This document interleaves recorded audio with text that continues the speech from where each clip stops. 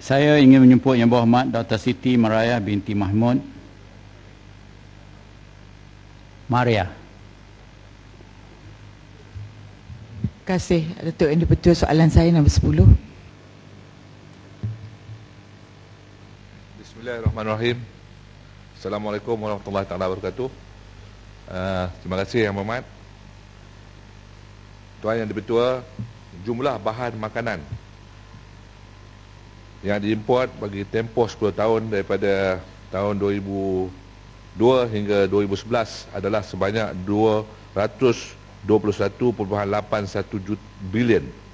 Jumlah komoditi yang diimport kebanyakannya adalah komoditi yang tidak ekonomik untuk dihasilkan di dalam negara kerana kos pengeluaran yang tinggi dan faktor ketidaksesuaian iklim kita. Antara kumpulan-kumpulan komoditi makanan utama yang diimport adalah seperti berikut.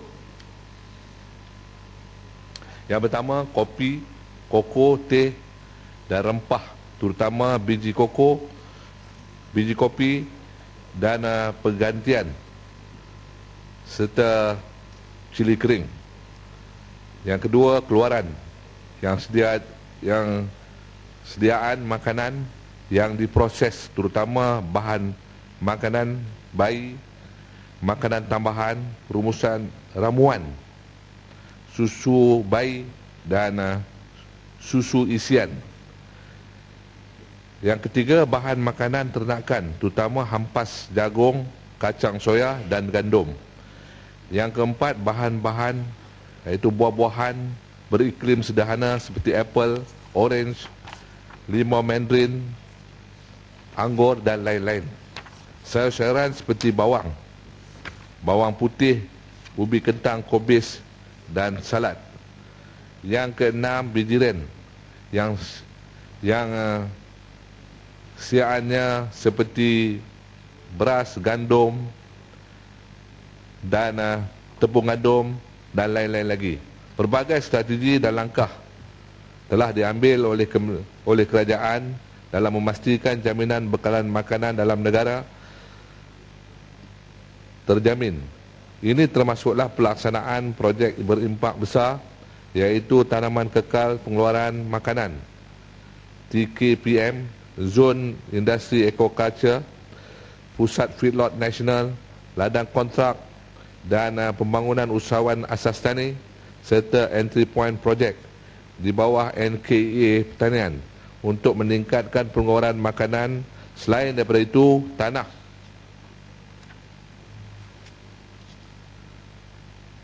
pertanian yang digunakan secara optimum di kawasan tanaman semula kelapa sawit akan dibangunkan dengan tanaman selingan singkat seperti pisang, nenas dan lain-lain lagi. Pendidikan dan pembangunan pula ditumpukan kepada R&D bagi meningkatkan pengeluaran hasil secara mampan. Antara bidang tumpuan R&D adalah pembangunan variety dan baka pengeluaran benih, pengeluaran makanan ternakan dan aquaculture, bioteknologi,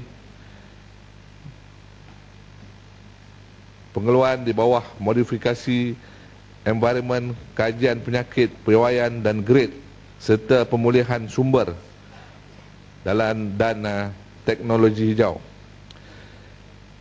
Kementerian juga akan terus membangunkan sistem rantaian bekalan makanan yang lebih terangkum dan kukuh dengan pelbagai penglibatan swasta dan serta petani, penternak dan nelayan bagi menghubungkan pengeluaran dengan permintaan pasaran, meningkatkan aktiviti nilai tambah dan serta mengurangkan risiko perniagaan.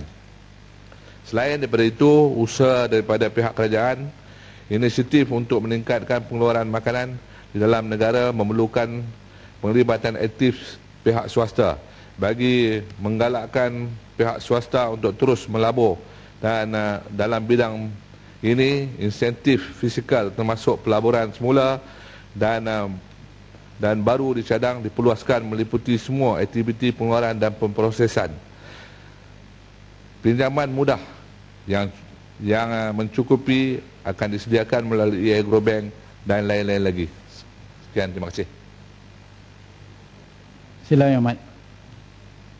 Terima kasih. Kota Raja. Yang Datuk Yang di-Pertua, terima kasih. Timbalan Menteri. Saya daripada senarai yang panjang yang diberi oleh Timbalan Menteri tadi, saya ingin tahu adakah kementerian meletakkan bahawa makanan-makanan tertentu kita perlu capai apa yang kita panggil ada jaminan makanannya, dan sekiranya kita menentukan, saya nak tahu berapa peratus produktiviti produk kita hasilkan daripada keseluruhan keperluan, baru kita katakan bahawa kita sudah sampai kepada tahap jaminan makanan tersebut. Kerana senarai ini adalah panjang. Sebagai sebuah negara yang kita tahu bahagian besar makanan kita diimport, tidakkah kita meletakkan satu sasaran bahawa jenis-jenis makanan tertentu, ya, dalam kumpulan-kumpulan tertentu, misalnya dalam makanan staple food, makanan asasi kita seperti nasi, beras, berapa peratus yang perlu kita hasilkan daripada jumlah importnya? Begitu juga sayur-sayuran dan sebagainya. Ya, kerana bila kita bercakap mengenai jaminan makanan, makna dia sekiranya berlaku sesuatu perkara, kita sudah ada tahap minima keperluan. Mustahil kita nak menghasilkan kesemuanya, saya bersetuju, tetapi kita ada tak sasaran percentage yang perlu kita capai untuk kita katakan kita sekarang ni agak selesa di dalam produktiviti makanan kita. Terima kasih. Terima kasih Yang Amat. Memang Yang Amat, kita mempunyai perancangan yang teliti berkenaan dengan perkara ini di bawah dasar agro makanan kita. Saya ambil contoh macam kita kata padi lah, beras. Umpamanya sekarang ni di Kedah, kita unjuran kita memang kita ada, tetapi untuk pengeluaran negara kita sekarang ni, padi kita, beras lah, hutang padi ialah 70% daripada keperluan kita. Kita hanya import 30% daripada penggunaan kita. Namun demikian, kita menghadapi juga masalah-masalah lain. Kerana kadang-kadang kita punya planning itu betul, tetapi oleh kerana perubahan cuaca juga menentukan kita punya outcome. Dan selain daripada itu juga faktor-faktor seperti penyakit umpamanya. Pada tahun lepas di Kedah, saya semalam di kawasan saya telah buat tinjauan, hasil padi tahun ini telah turun sebanyak 20%. Ini adalah kerana cuaca dan juga kerana penyakit dan sebagainya. Sebenarnya memang kita ada perancangan, tetapi berkenaan dengan padi pun kita lebih pada sekarang ni menumpukan kepada 30% saja. Kita akan import 70% pengeluaran kita, 30% kita akan import. Kerana untuk menambah dasar kita menambah kawasan jelapan padi baru, memanglah kita kos dia amat tinggi, iaitu penyediaan untuk pengairan dan sebagainya. Tetapi berkenaan dengan industri makanan ini memang masalah. Umpamanya macam udang, kalau kita nak ternakkan udang sekarang ni, kita tengok udang sekarang ni, kita menghadapi masalah kalau ada penyakit. Umpamanya kita ada penyakit sekarang ni, dia panggil pelan-pelan mati, menyebabkan kita punya produk udang kita telah menurun kerana penyakit ini. Namun demikian, kita punya, kalau kita tengok dari segi perancangan kita, memang kalau kita ikut betul-betul, memang kita tidak self sufficient. Umpamanya macam feedlot national, kita perancangan kita baik, tetapi kita menghadapi masalah yang tertentu, maka kita tidak dapat melaksanakan. Namun demikian, walaupun feedlot telah berlaku NFC berlaku masalah, tetapi usaha veterinary, Jabatan Veterinary, kita akan terus usahakan kita punya satellite farm, yang mana baru-baru ni saya telah merasmi satu satellite farm di kawasan saya sendiri, yang ada di kawasan saya daripada 69 yang telah lancar, sekarang ni dah hampir 50 beroperasi. Jadi semua ikut jadual lah. Terima kasih.